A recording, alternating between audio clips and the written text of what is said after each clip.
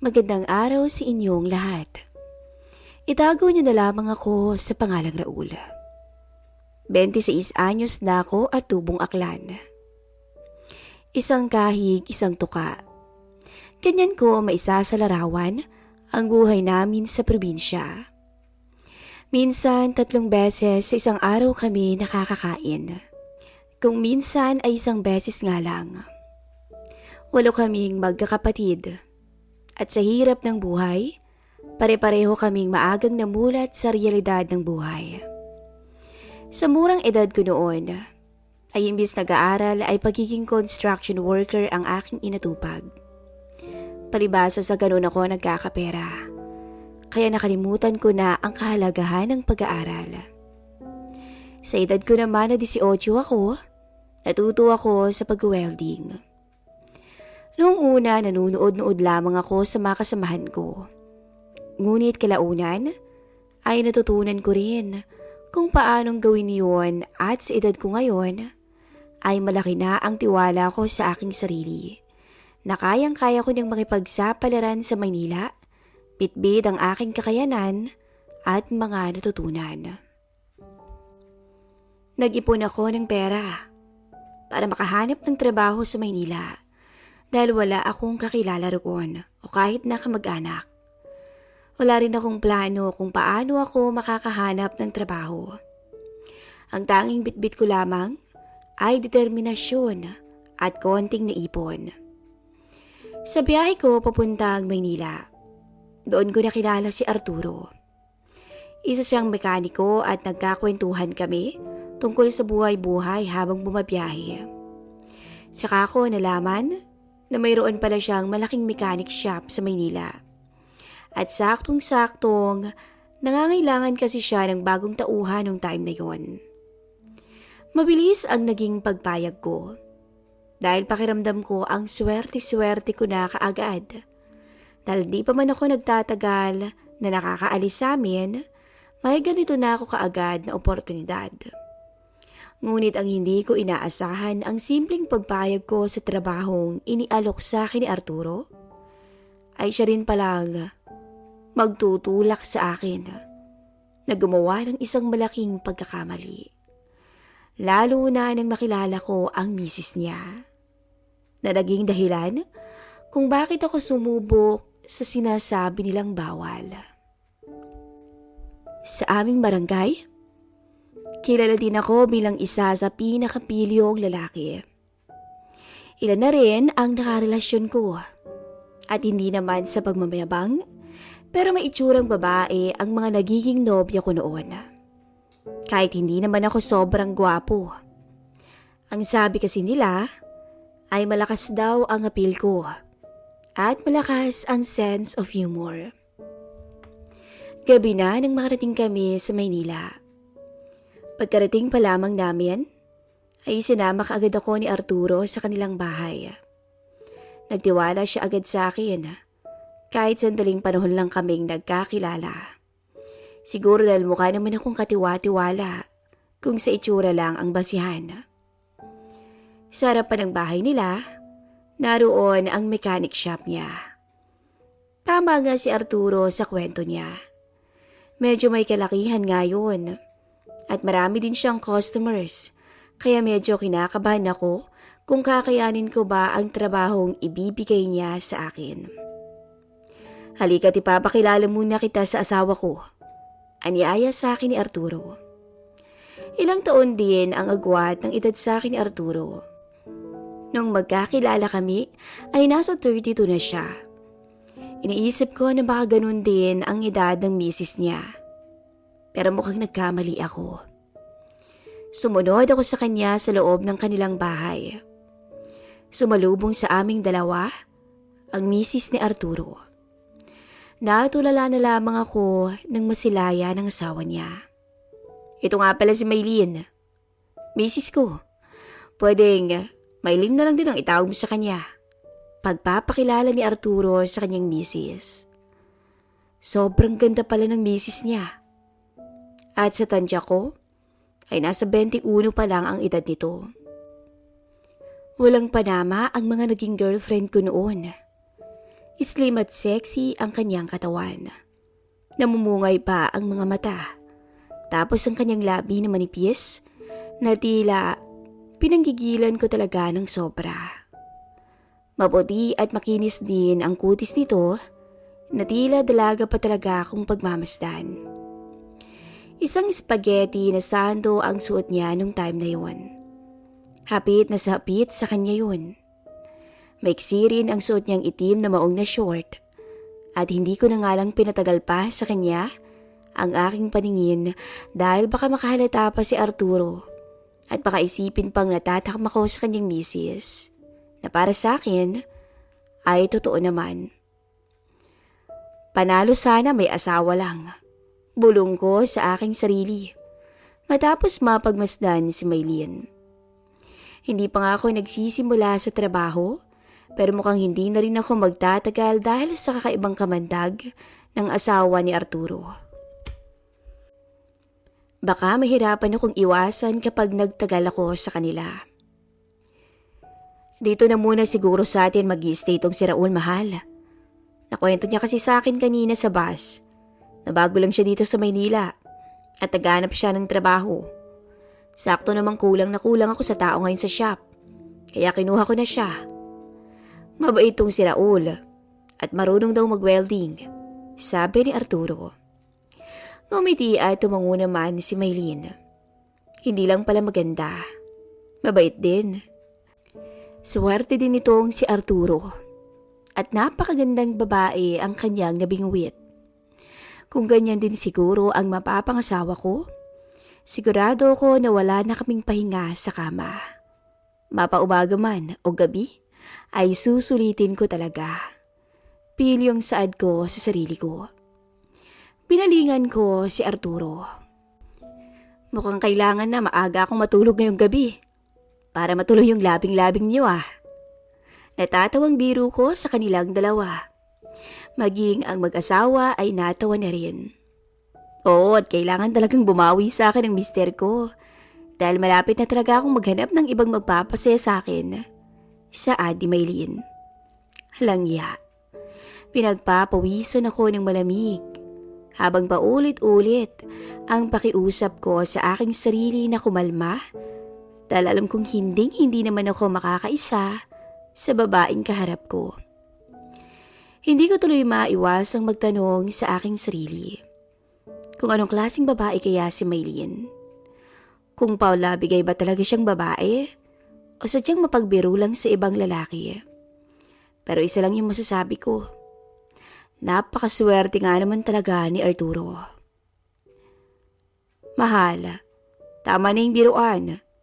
Ituro mo na lang kay Raul kung saan ang magiging kwarto niya pansamantala. Pupunta lamang ako sa kabilang bayan at kukunin ko yung in-order kong mga spare parts para sa kotse ni Ramon. Utos ni Arturo sa misis niya. O sige, ako nang bahala. Pagkatapos mo, umuwi ka na din kaagad at nagluto ko ng sinigang na hipon para sa hapunan natin.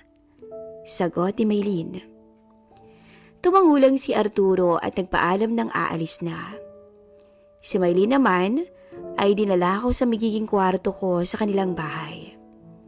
Medyo nahihiya pa nga ako kay Maylin. Paano yung kanina ko pa siya sinusulya pa ng palihim, tapos kami na lang dalawa ang magkasama ng oras na yon. Ikaw ha? Pilyo ka din. Akala mo ba hindi ko napapansin na kanina mo pa ako tinitingnan? Type mo ko, no? Natatawang sabi niya nang makarating kami sa aking kwarto. Natawa ako at medyo napahiya sa kanyang sinabi. Hindi ko naman alam na kanina pa pala niya ako napapansin. Paano ba naman? Napakanipis at iksi ng suot niya. Kahit ayaw ko ay kusang natutuon ang pansin ko sa magandang tanawin mula sa kanya. Natural lang naman siguro. Ang ganda niyo po kasi. Sabi ko sa kanya na may halong paggalang. Kahit mahilig din ako sa babae, ay marespeto pa rin naman ako pagdating sa kanila. Isa rin yun sa mga nagustuhan sa akin ng mga ex ko. Napangiti si Maylin. Sana ganyan din ang asawa ko. Kaya lang to si Arturo. Masyadong nilulunod ang sarili sa pagtatrabaho, kaya kahit magpaganda ko, hindi niya ako napapansin. Sa totoo lang, ilang linggo na nga rin malamig kaming dalawa. Naiinis at nagtatampo na nga ako sa kanya. Yun nga lang, naiintindihan ko naman din dahil para din naman sa akin yung ginagawa niya. Kwento pa niya. Nagpatuloy kami sa kwentuhan ni Maylene habang tinatanggal ko sa mga bag ko ang mga damit na dala ko. Napag-alaman ko na mayroon na pala silang 5 taong gulang na anak. Wala ang bata ngayon dito sa bahay nila dahil naroon daw sa lolo at lola niya. Hindi na nga namin namalayan ni Maylene ang oras dahil nadala na kami sa kwentuhan. Natigil lamang iyon nang dumating ang mister niya. Sa gabing yun ay sabay-sabay rin kaming kumain na 3. Masarap din palang magluto si Maylene. Total package na nga siya. Ang swerte talaga ni Arturo sa asawa niya. Lahat na ng katangian na hanapin mo sa isang babae ay nasa kanya na. Ika-3 araw ko sa trabaho bilang welder ng shop ni Arturo. Kadalasan nga, mga sirang pang-ilalim ng sasakyan ang wini-welding ko. Maaga akong nagising ng araw na yon dahil hindi naman ako masyadong nakatulog at mukhang namamahay pa yata ako. Hindi nga pala ako sanay matulog sa bahay ng ibang tao. Naligo na ako kaagad at nagbibihis na lamang sa kwarto nang biglang bumukas ang pinto at pumasok si Maylene sa loob. Nagkagulatan kaming dalawa. Naku, pasensya na Raul. Gigisingin na sana kita at mag-aalmusal na tayo. Hindi ko naman alam na. Hindi na natuloy ni Maylene ang sasabihin nang matuon ang pansin niya sa katawan ko. Mabuti na lang at nakaboxer na ako nung time na yun. Yun nga lang, ay hindi ko pa naisusuot yung t-shirt ko kaya medyo nailang ako sa kanya. At sa puntong yon, nagkahulihan kami ni Maylene sa mata. Nasaksihan ko kung paano bumaba ang tingin niya sa harapan ng boxer ko na tila ba may ibang kahulugan. Napangisi na lamang ako ng oras na yon. Hindi ko alam ang sasabihin ko at hindi ko rin alam kung iimik ako o aantayin kong muli siyang magsalita. Maya-maya ngumisi lang si Maylene at kita ang matinding pangamba at pagkasabik sa kanyang muka. At nagulat ako nang unti-unti siyang lumapit at marang hinaplos ang abs ko at pailalim ng boxer ko. Napakagatlabi na lang ako habang nakatingin sa maganda niyang muka. Nasan pala yung asawa mo? Baka mahuli niya tayo. Magagalit sa akin yun at baka mawalan ka agad ako ng trabaho. Bulong ko sa kanya. Shh! Nasa kwarto pa. Mamaya pagigising yun. At napagod sa akin kagabi. Sabay ngiti niya sa akin. Pagkarinig ko noon, hindi ko na nalabanan pa ang aking kahinaan. Agad kong binuhat si Maylene sa kama na para pang bagong kasal kami pareho. Parehas naming tinugunan ang halik ng bawat isa habang magkayakap na gumulong sa higaan. Hanggang sa may mangyari na nga sa amin ng misis ng boss ko. Sa ganda ni Maylene ay hindi ko akalain na ganun siya kasabik sa lalaki. Halos mawala siya sa ulirat habang nakayakap ang makikinis na binti niya sa aking bewang. At kasabay nun, ang matinding pag-uga ng kama na tila masisira namin to. Medyo kinakabahan ako at baka biglang magising ang asawa niya. At sigurado kung di na ako sisikatan ng araw, kapag nahuli niya akong pumatol sa misis niya kapalit ng trabahong binigay niya sa akin. Ngunit lahat ng pangambang yun ay tila naglaho nang tuluyan kaming mawala sa sarili ni Maylene, dulot ng aming pagpapakasasa. Tila nawalan kami ng pakialam sa mundong ginagalawan namin. Pero nang bumalik sa wisyo si Maylene, ay parang doon lang niya tuluyang naalala kung ano ang nagawa namin at isang malaking pagkakamali ito. Dali-daling tumayo si Maylene mula sa higaan at pinagpupulot sa sahig ang kanyang mga suot. Habang nag-aayos ng sarili, ay kitang-kita ko ang labis na pagsisisi sa kanyang mga mata. Nakagawa siya ng isang malaking kasalanan sa kanyang asawa. Kaya naman naiintindihan ko kung bakit ganyan na lamang ang kanyang reaksyon. Pasensya ka na ha. Nadala lang ako. Maaari bang kalimutan na lang natin kung ano yung namagitan sa atin ngayon? Takot na sabi ni Maylene. Parang nakonsensya rin ako bigla. Kaya wala akong nagawa kundi ang tumango na lamang sa kanyang sinabi. Sa bawat araw na lumipas na nagtatrabaho ako sa mechanic shop ni Arturo, wala ni isang araw o beses na hindi sumagi sa isipan ko ang nagawa namin ni Maylene. Parang nakatatak na sa aking isipan kung gaano ako nahumaling sa asawa ni Arturo. Pero hindi ko akalain na yun na pala ang huling beses na magkakasala kami. Dahil ramdam kong iniwasan na ako ni Maylene matapos noon. Ako naman ang dahilan. O ako naman, dahil hindi naman ako ganun kasamang tao na muling akitin ang asawa ng iba, ay hinayaan ko na lang si Maylene. Kahit ganun, nag-uusap pa rin kami ni Maylene, pero malimit na. Pero minsan talaga, ay parang nahahalata ko rin sa kanya na may gusto siyang ipahiwatig sa akin na alam kong dapat ko nang iwasan. Dahil siya yung babaeng kasal na. At alam kong sa akin nakasalalay ang ikabubuti ng kanilang pagsasama ng kanyang asawa. Hanggang dito na lang po. At hanggang sa muli.